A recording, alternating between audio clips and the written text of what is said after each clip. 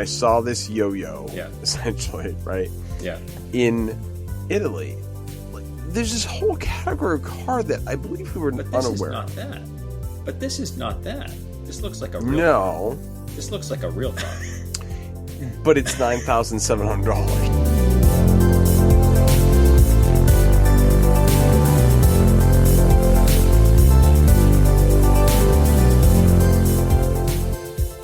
Welcome to I Like Batteries, the show where we explore the world of batteries. I'm Jeff Lynch. And I'm Mike Muldoon. Good evening, Jeff Lynch. It's Good evening. It's a long weekend too.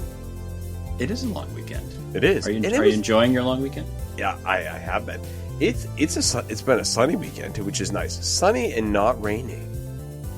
Yes, there was a little drizzle apparently yesterday. Yeah, drizzle was okay, but a lot of battery charging, which was excellent. We charged up the EcoFlow, charged up the Blue Yeti off the EcoFlow, and even did a little Segway charging, getting it ready for the warmer weather. So did you do any Segway riding, or did you just just charging? But I did take the inside out. Best mileage was 68 miles per gallon, and I did actually finally put some gas in the car. Oh, oof! Yeah. Were you beginning to think that the tank was infinite somehow? Yeah, somewhat, but 5 gallons, that's it. So half a tank after all that driving. So no, nice. It's good. Yeah, I do enjoy it. I mean, it is a little bit of a game, in terms of how can I get the best mileage out of it. And the one thing I would say is because it's a smaller battery, given the fact it's a hybrid, I mean, so I can run EV for a bit. It does charge up quicker. So that is good. I mean, with regenerative braking, as well as when it decides that it's trying to optimize and use the engine to be able to charge it up. So that's good. Fun. It is Love fun. It is fun. So kind of playing with some things, and kind of staying on the topic of vehicles, we did.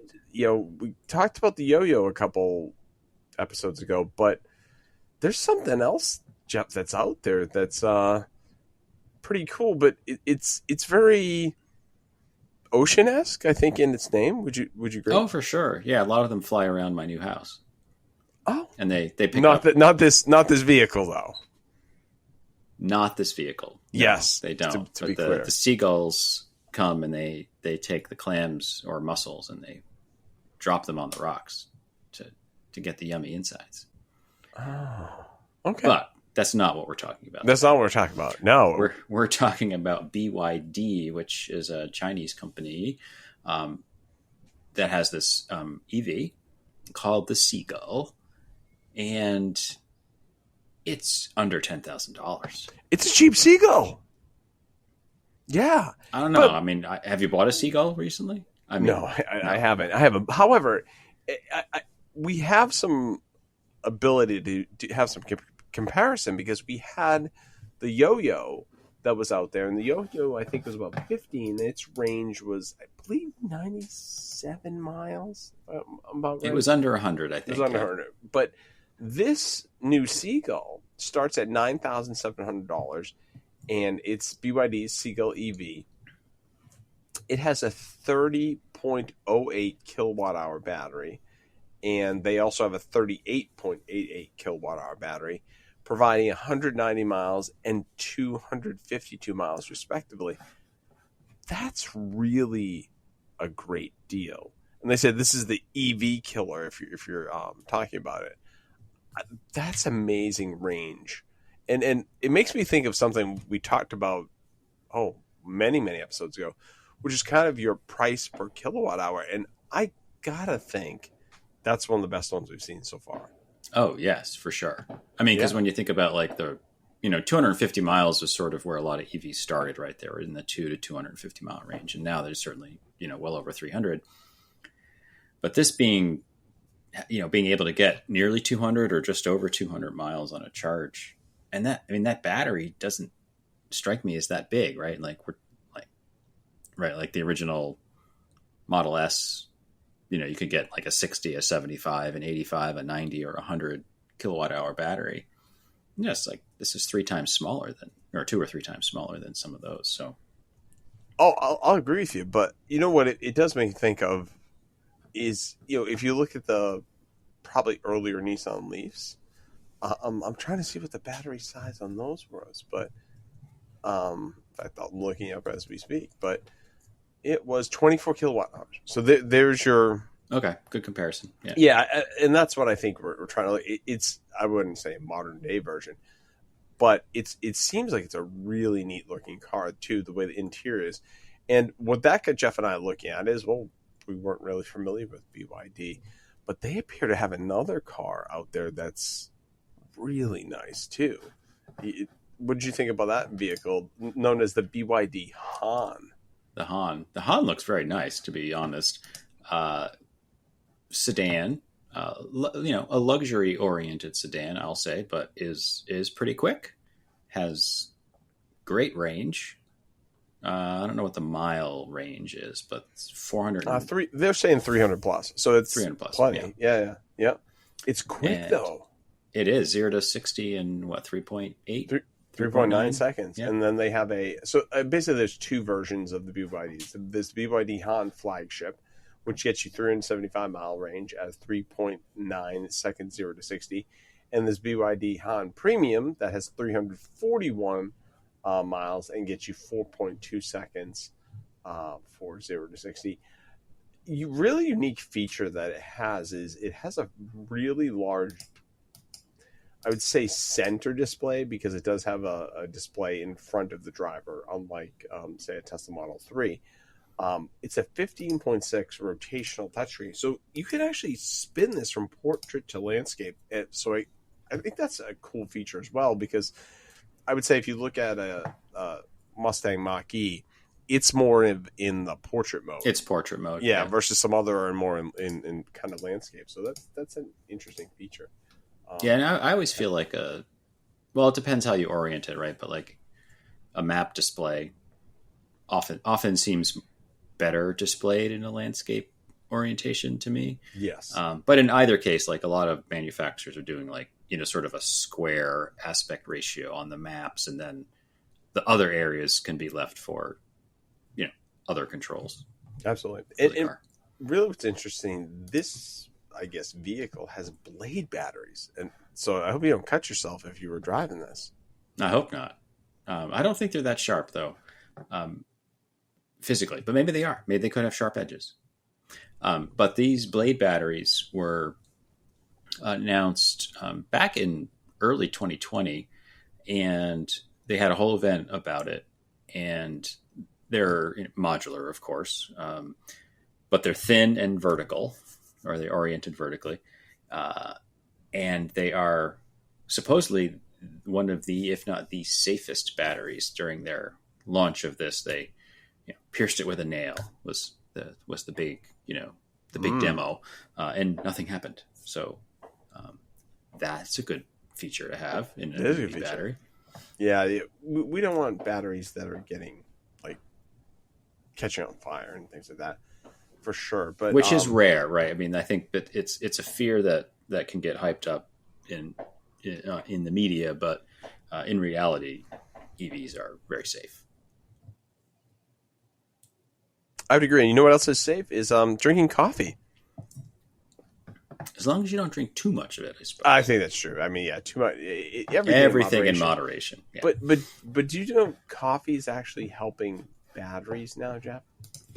I didn't until a little while ago. Until pre-show when I told you about this thing. But composting power, your old coffee grounds could soon be used in the next gen batteries. And what it means is that scientists have recently found a way to use spent coffee grounds for electrodes in lithium sulfur batteries.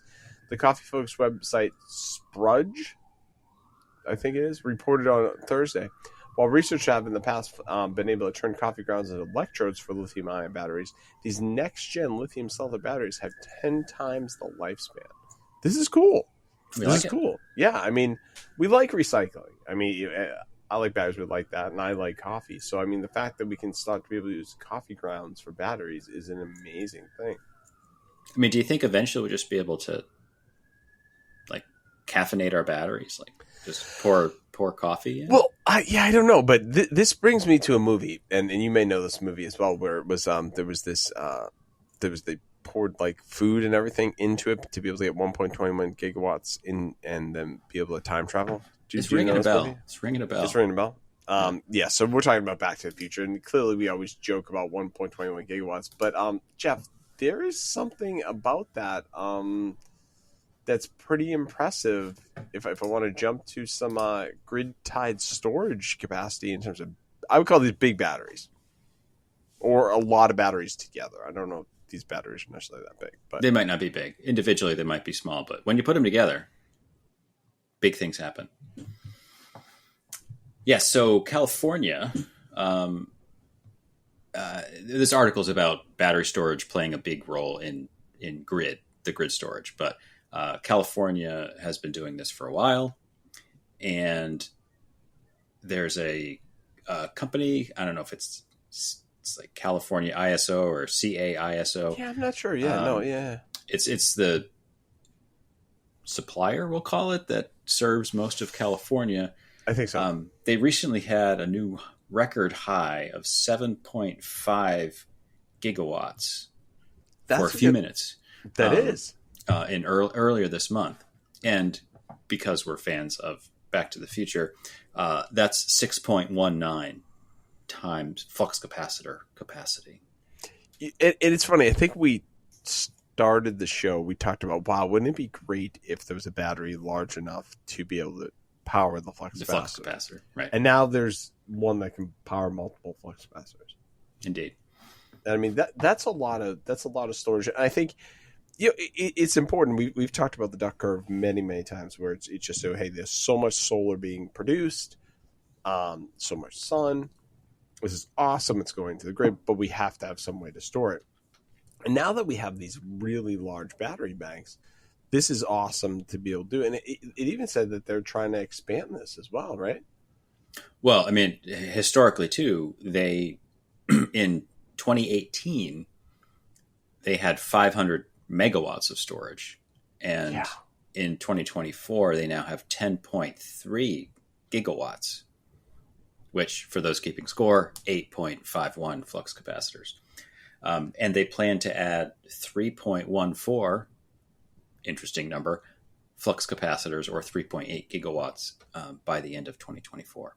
So that, I mean, this is important. I mean, this is like grid resilience. This is dealing with energy spikes, or the demand for energy, which is where the duck curve comes from. So we could maybe dive into that a little more in a future show to go a little more in depth about the duck curve and what that really means. But we might not do that today. No, but in another article we found interesting is the amount of solar installations is actually going down in California. Yeah, I found that we found it interesting, but not surprising. Was sort of our conclusion. I think our conclusion was that there has been a lot more solar installations in California than there have been, say, in the Northeast or New England. Right. So I think you're still seeing expansion of solar and battery here versus California's been doing it for a much longer time. At least that's my opinion. Yeah. So we'll see. Well, and basically this article talks about their basically have cut back on the incentives offered for solar, which accounts for the drop in installations. Yeah, and I mean, what I wonder is how many houses actually have like a battery attached storage in them that they're fueling, or are they pushing this back into a mass storage facility? It's funny. Solar. It's funny you mention that, because I also wonder about we talk about people having solar on their roofs, and then we've talked about solar farms. So like community solar is starting to become or has been a thing in New England, where if you can basically buy into a solar farm and get the credits there. But you don't hear much about sort of community batteries, right? I think we talked a couple times in the past about, like, small neighborhoods, like basically getting together and having a battery backup system. But if you're in a place where you have rooftop solar or solar panels, they don't have to sit on your roof. I suppose there's plenty of places that I've seen around where people have them in their yard. But like the need for everybody to have their own personal battery backup versus a more resilient sort of community-based larger battery that can service more people. I don't know. I just wonder about the future of that. No, and as you said, they do exist. I mean, I think they call it community energy storage, if I think it's correct. But I think you're seeing it more in new developments. You know what I mean? Than you are in existing. I think the retrofit gets hard. Yeah, I suppose because it's not just the panels, right? There's always some electrical upgrades and panel upgrades, and and batteries aren't cheap. Let's put it. I'm looking at an article right now. It says today more than when's this article from? No, it's 2018, so this could be more. It said 14 states have enabled sharing renewable energy programs. There's got to be more out there now. But wouldn't that just be grid tied solar? I mean, maybe that's one way that they're talking about it. Well, it's maybe just like a euphemism for. They're calling it BTM or behind the meter storage systems. So I wonder if this has to do a little personal bit, storage. Yeah, versus like different types of things. So listen, I'm not familiar with these acronyms, but now we are. The BTM batteries versus IFOM, which is in front of the meter within the community. So I guess I wonder it has to do more with supplier charges and different things. And they're not allowed to charge something if one's behind the meter versus in front of the meter. I don't know. I just don't know around our area where you and I live of any programs that are doing that. So I'm just not familiar. Although I'd love to explore more. Must be, I suppose be something legally in terms of charges that the company can or cannot do with this behind the meter versus in front of the meter. Yeah, I would certainly think that if it's behind, like if it's on the house side of the meter, which I assume is what they mean by behind the meter. Yeah, it says individual BTM batteries in a geographic community operated by the utility as a single unit during some hours of the day to provide bill management or local distribution grid services. Huh. So I wonder if because they're providing some level of infrastructure support. Yeah. Super, super interesting. But I think you're going to continue to see more of those. But I mean, as we said, we're kind of doing a little bit of that. I guess I would call it behind the meter using my EcoFlow. I mean, right? Theoretically, the whole show right now is being run off of batteries. I mean, look, I'm gonna. In fact, I might as well. It looks like the laptop needs plugged in. And there's the Blue Eddy plugging in to the laptop and charging it right now. And there's no meter associated right now. Nice. So, right, exactly. Yeah. That's off grid. That's technically off grid, though, right? I mean, there's no grid involved there. Right. I guess I'm calling it behind the meter because it's definitely not there. Yeah. I don't know. It's definitely a interesting part of this in terms of where the legalities come in, and we saw this was probably a number of years ago when that one gentleman, it was an article I think in New Hampshire Business Review, that was he built a house and whatnot, and the house was very far off the road and 300-400 feet, and the cost of what it would take for the electric company to get the power to him, he just said forget about it, and he put his own system in. And yeah, I wonder, if we've looked at our bills over the long haul, like how much does that save you from a supplier charge? I don't know, but well, significant. Yeah, I mean, you're basically locking in your own, right? Whatever the cost of the stuff is, you're just amortizing that over the life of that system. Yeah, this is super. So we're permitted under current state regulations the solar plus storage development SunVerge is one of these. It's designed aggregate BTM storage units to be controlled either individually or as a fleet by a utility or a third-party operator. So I guess someone's managing the power, right, in terms of this. Because there would have to be something. Because if you have this community storage of solar and you're watching movies every night using a really big receiver, I'm just thinking of something that's pulling a lot of energy. Or you're charging your EV, right? Right. And your neighbor that's maybe a better, more practical example. Yeah. Then what happens there? So there has to be some type of management of this. Otherwise, like one person could suck all the energy out of the community solar or community storage. So definitely. The solar produced by solar, the storage produced by solar. Yes, storage produced by solar. But it is definitely something that we will see more and more and more of as you see Tesla Powerwalls, your sanctuaries. Actually, I saw an article, the EcoFlow Delta Ultras, I think it is, if I have that correct, actually hit the market and people are starting to use them. Saw somebody in their garage like had them all stacked up. Oh, nice. I was like, huh, okay. So, it's definitely something coming, but that's really not going community solar storage, but that's more of like for yourself, or backup systems that are there. Right. For sure. Oh, well, something else happened since we last talked. Oh, tell me. The heat pump system is in. Oh, you have heat. I'm very happy for you. In Maine, yes. Yep. No, so I'm going to ask you a question on this, and maybe you have the answer, maybe you don't. It is an electric heat pump. Correct. When it is being used, how much power is it using? I don't know yet. Okay, so there's some homework for you for next time. I'm sure it's there. Now, 240 service, I would assume. Yes. Yeah, I mean, that's you're not plugging that into a standard 110. No. Or 120. No, and we did, there's 3 outdoor units of various sizes. 3? Okay. Yes. So the first floor and the second floor, or like we did in Elliott, are ducted systems. So there's an outdoor unit feeding an air handler with standard ducting that all got installed.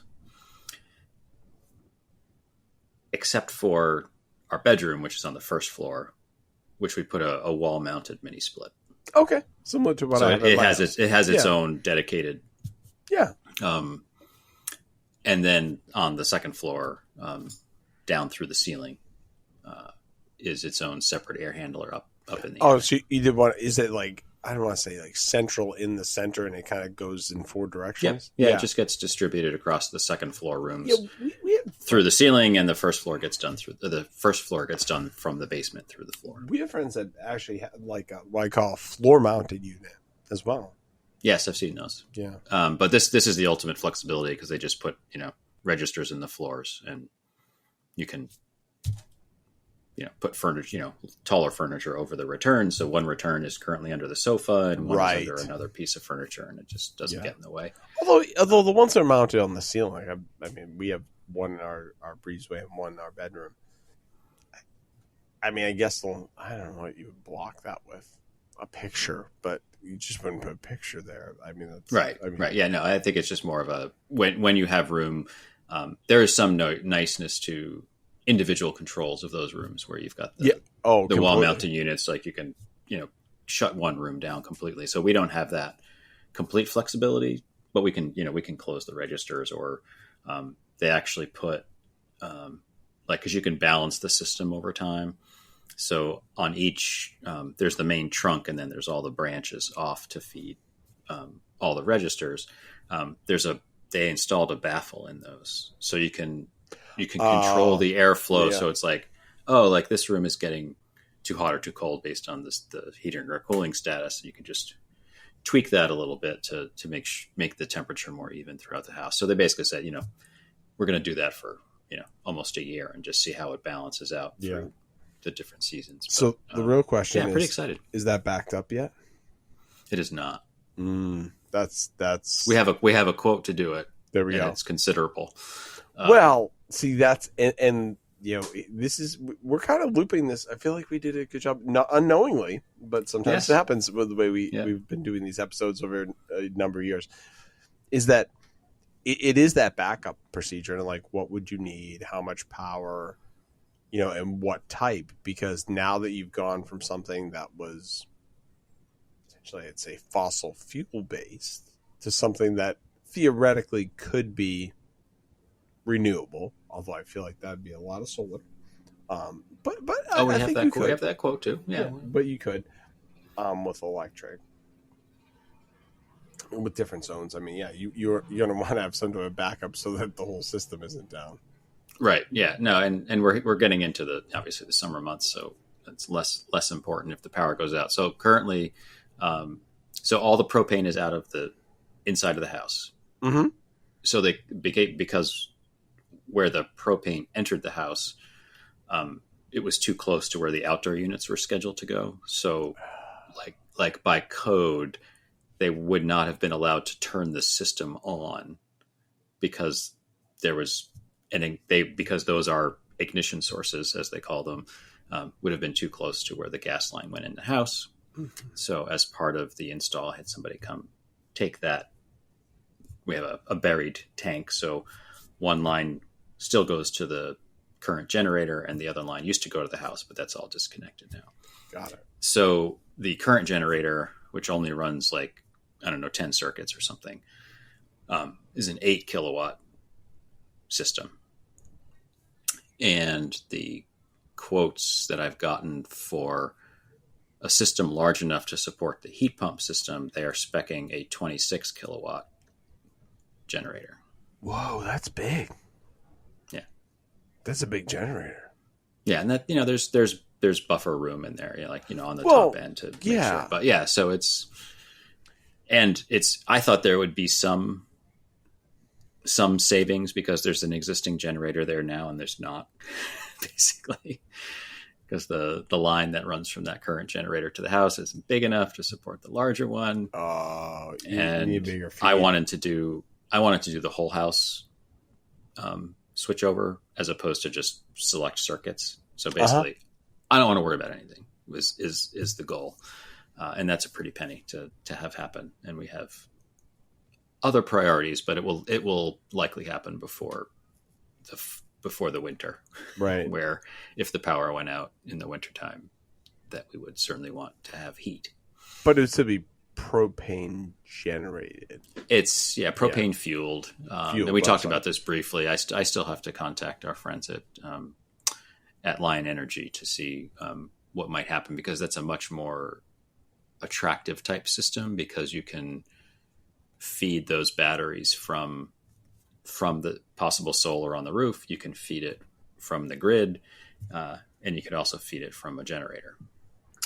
Right. So there's a potential option, right? If, depending on how big of a battery system you could put in, that you could keep the current generator and have that generator charge the batteries if necessary. And right. how could that keep up with the demand?